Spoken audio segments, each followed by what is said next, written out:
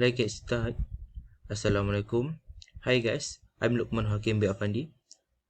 My matrix number 33DCE 20F 1014 from class DCE 1A. Today I want to tell you or I want to share you about the topic home, rent or buy. Alright, so this is more appropriate topic for those who want to have a family, to start a new life, not to work whether they should rent or buy a house directly.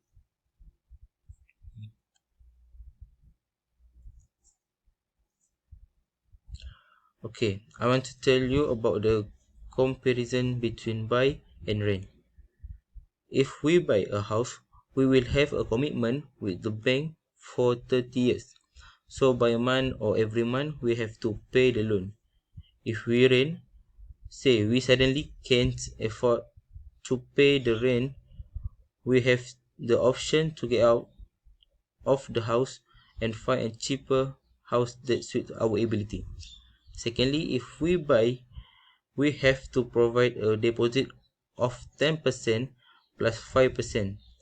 10% for the house deposit itself, 5% for evaluation fee, legal fee, loan fee, and stamp duty. For example, a house priced at 400,000 ringgit, the deposit we have to provide is about 60,000 ringgit. If we rent, we still have to pay a deposit, but not as high as the deposit we bought yearly.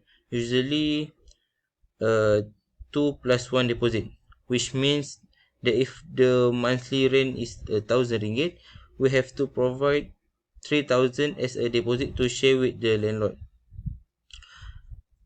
Okay, now we go back to our topic early. We want to decide whether we want to rent first or we buy a house directly. Okay, first of all, we have to look at our financial ability. Is our salary eligible for a house loan up to 500,000 ringgit?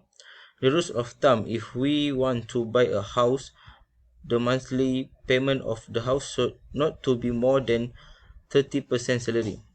For example, our monthly salary is 3,000 ringgit. The maximum is we can pay 1,000 ringgit house debt only a month. More than that, we can't afford. Why we set close to 30% yearly? We not only want to pay the house debt, we must want to pay the car debt, pay PTPTN, give money to parents. If those who are married want to support their children and wife. So after deducting all debts, must balance their salary slightly. We not to tie a stomach just to buy a house. Alright. We need have the option.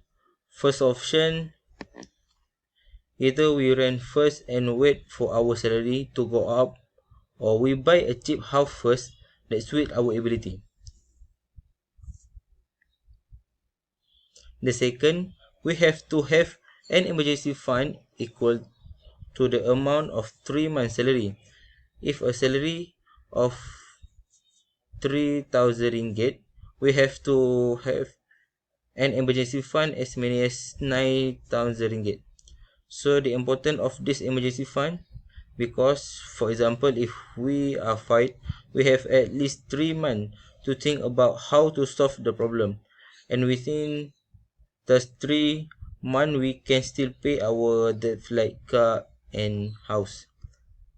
But the best thing is if we can provide 6 months of emergency fund. Thirdly, we have to see how long we want to stay near that one place.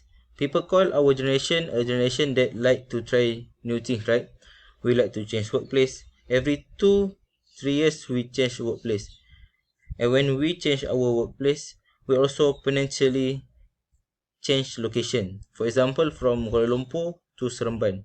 So, if we think we do not stay near one place for more than 5 years, it is better for us to rent first. But if we have plans, we will plan near the place for more than 5 years or stay longer, then it's better we buy a house in the area. So the conclusion is, in today's economy, renting is a better option for some families.